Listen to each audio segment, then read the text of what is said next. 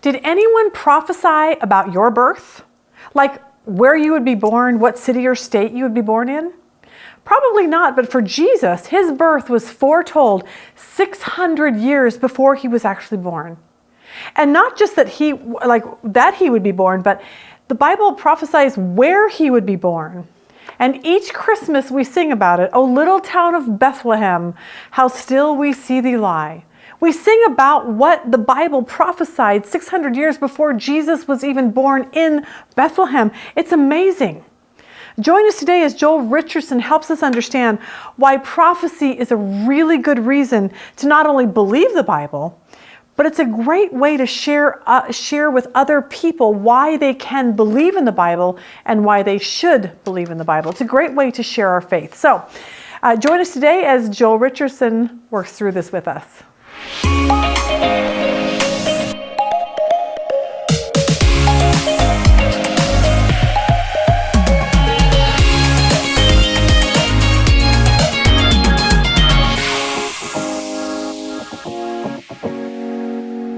Good morning. Welcome to we're calling this our summer series. We're talking with Joel Richardson about prophecies, how we can evangelize by using prophecy. And we're going to try to see what has been fulfilled and what is yet to be fulfilled. And then that's a good way to be able to share Jesus with other people. So Joel, we're always super happy to have you with us.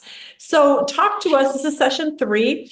And I just love just giving you the floor, and you just go for it and tell us a prophecy that has been fulfilled so that we can understand that the Bible's real. Like, it's a supernatural book that only God can tell us what's going to happen, in the future, and then it actually does happen. And then what is yet to be fulfilled, which is, I'm assuming end time stuff, because we love end time stuff. So go for it.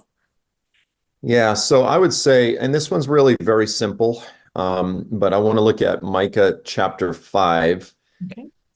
This is kind of a passage a lot of people are familiar with. It's often read around Christmas time. But in Micah chapter 5, verses 2 and 3, it says this. It says, "But as for you, Bethlehem, Ephrathah." So Ephrathah today is a village right next to Bethlehem, almost two villages right next to each other, almost as though they're one. And for you, Bethlehem, Ephrathah, even though you're too little to be among the clans of Judah, like this village was not even significant enough to actually be a clan. The clans are just like, these little families within the larger tribe of Judah. He says, nevertheless, even though you're insignificant, small, just like David himself, by the way, he was sort of the most insignificant of his brothers, the smallest, and yet that's the one the Lord chose. Likewise, the Lord chose little Bethlehem. He says, even though you're too small, too little to be among the clans of Judah, from you, one will come forth from me to be ruler over all Israel. So here you have, again, in the last session, we were talking about the lineage of the Messiah. Here we actually see the very village, the little town that's part of the family of David, where the Messiah would come from. Or the king of Israel, from you will come forth one for me who will be ruler over Israel. And then it says this, his goings forth are from long ago, from days of eternity. So now we learn that the Messiah is far more than just a human. Okay. There's something about the Messiah that is eternal. He actually pre-exists his birth from eternity. And it says, therefore, the Lord will give them up until the time when she who is in labor hath borne a child. Then the remainder of his brethren will return to the sons of Israel. So it starts shifting into a prophecy about the last days when all Israel will turn to the Lord. But we just begin with this statement that the Messiah would be born in Bethlehem. Now, in the New Testament, we see that this is fulfilled in Matthew 2. 1 through 6, it says, now after Jesus was born in Bethlehem of Judea, in the days of Herod the king, Magi from the east arrived in Jerusalem. So this is just amazing. So here you have these wise men, arguably from modern day Iran or Iraq, saying, where is he who has been born King of the Jews? Now, these guys were actually paying attention to signs in the heavens that actually fulfilled biblical prophecy. Okay. So it's interesting that in the study of the fulfillment of biblical prophecy, we actually have a story of these ancient students of the scriptures who were following the fulfillment of biblical prophecy, and it actually led them from Iran all the way to Israel. Amazing. And they said, "Where is he who has been born King of the Jews? For we saw his star in the east, and we have come to worship him." Now, a lot of people believe this was a comet that they followed. When Herod the king heard this, he was troubled. Herod was kind of a corrupt king, and he's like, well, wait a minute, if the king of Israel is born, this is a threat to me. And so he was troubled, and all of Jerusalem was troubled with him. So he gathered together the chief priests, the scribes, and all the people, and he asked them, this is just an amazing story, where is the Messiah supposed to be born? And they said to him, they're obviously referring back to Micah 5, they said, in Bethlehem of Judea. For this is what has been written by the prophet. Which prophet? Micah. And you, Bethlehem, land of Judah, you are by no means least among the leaders of Judah, for out of you will come forth a ruler who will shepherd my people Israel. And then you've got another little reference in John chapter 7, verses 40 and 42. Some of the people, therefore, when they heard these words, they were saying, this is certainly the prophet. So there was a lot of different ideas among the first century Jews. They were expecting someone called the prophet. This is based on Deuteronomy 18. Others were saying, this is the Messiah. Still others were saying, surely the Messiah is not going to come from Galilee, is he? Has not the scripture said that the Christ comes from the descendants of David, from Bethlehem, the village of Judah? So they didn't know that he was born in Bethlehem. They just knew that he lived up in Capernaum in Galilee. So they're like, well, this can't be the Messiah. He's from Galilee. The scriptures say that he's born in Bethlehem. You know, so you see them kind of teasing it out or wrestling through it. And the reality is, yes, he was born in Bethlehem, but then he lived in Galilee. And we'll actually look at some of those other prophecies in some of the sessions coming up.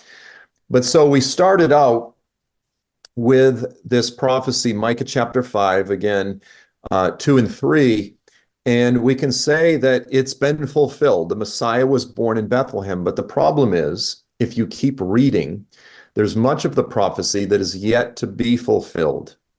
So in verse 4, speaking of the Bethlehem-born Messiah, it says, he will arise, and he will shepherd his flock in the strength of the Lord, in the majesty of the name of the Lord his God, and they will remain, because at that time he will be great. His name will be great to the very ends of the earth.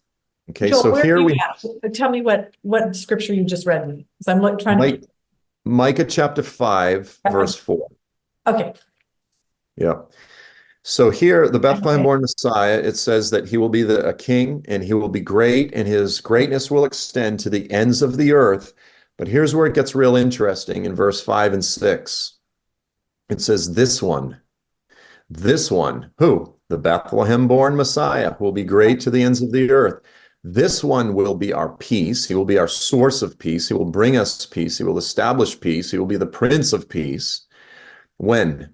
It says, when the Assyrian invades our land, when he tramples our citadels, then we will raise against him 7 shepherds, 8 leaders of men, and they, the Israelites, will shepherd the land of Assyria with the sword, the land of Nimrod. They will rule over Iraq.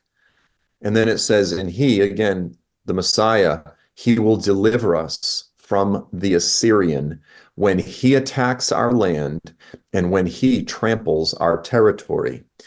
So years ago, I was on a radio program with a very well-known brother named Gary DeMar. Gary loves to mock and make fun of those of us who believe that biblical prophecy is yet to be fulfilled, that there is yet to be a literal Antichrist, yet to be a future tribulation and mark of the beast and all of these things. And he says, oh, these things are all fulfilled. And I said, okay, we agree. We agree, Gary, that Jesus would be born in Bethlehem. We agree that Micah 5 is about the Messiah. All scholars agree. When did Jesus deliver Israel from the Assyrian or the Assyrians? Right. when they invaded the land of Israel, when they crossed their borders, when they entered into that territory.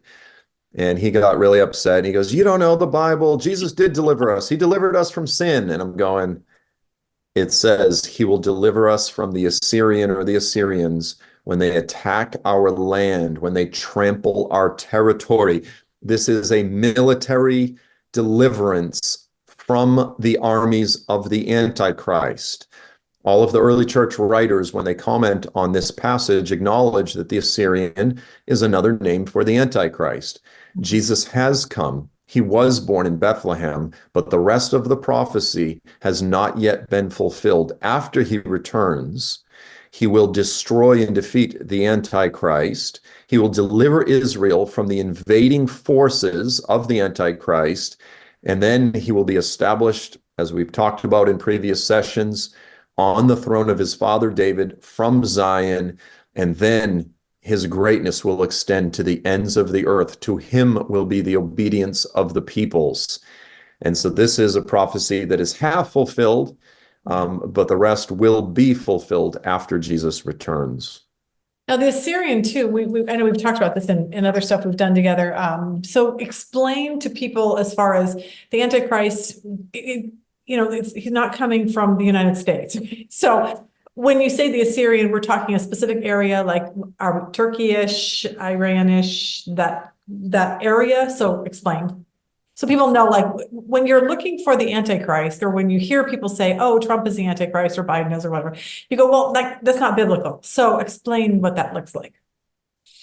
Yeah, so let me just put it this way. The biblical prophets often were speaking to events that were in their day, in their near future, or sometime off in their future, but they were prophesying through those events toward the ultimate fulfillment, the ultimate burden of biblical prophecy, which is that time that revolves around the return of Jesus and the establishment of his kingdom. So there was a threat from Assyria at the time. Okay. And Micah could have even been prophesying concerning a sort of an interim ruler that would rise up and deliver Israel from that current invasion from Assyria. But the historical Assyrian or the historical Assyrians are used as a picture of the last days armies of the Antichrist. Okay. And so, there's a range of ways that we can interpret this. We can get really hyper literal and say, well, that must mean that the Antichrist will be an ethnic DNA bloodline descendant. He will be an Assyrian. You go, well, most of the Assyrians today live in Iraq, or Syria, and or Iran, and they're Christians. I think that's being a little bit too hyper literal. Right. And then on the other end of the interpretive spectrum, you've got people that go, "Oh, it just doesn't mean anything. It just means end time bad guys. It doesn't. Assyrian means nothing." And I would say, well, that's a little bit too loose. And I would say somewhere between being too loose and too hyper literal is probably a more balanced place, which is to say the Antichrist, called the Assyrian, probably will come from the region of the former Syrian Empire, which, as you said, Turkey, Iraq, Iran, Syria, Iraq, and that part of the world. But you have other passages like Ezekiel 38:39 and Daniel 11 that also point to that same area.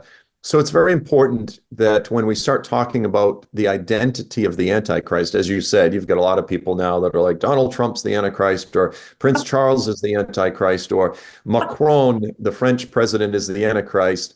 It Right. simply does not align with biblical geography. Right. Exactly. Okay. Yay. So we have our Jesus was prophesied to be born in Bethlehem, and then he was. So yay for that. Okay. Any last thoughts for this session? Nope, just I'm just that's so it. tired And of talking. we may be getting awfully close to that time. Yeah, I kind of think so too. The world's just changing so fast. So, and that's what we all love about you, is that you just make it so simple for us to understand it. So, Joel, thank you. All right, done with session 3. We'll see you next week for 4. All right, hope that helped you. I hope this gets you excited about the Bible. And if you want to know more about Joel Richardson's ministry, you can go to joelstrumpet.com. If you want to know more about our Bible study, you can go to womensbiblestudy.com. We will see you next week.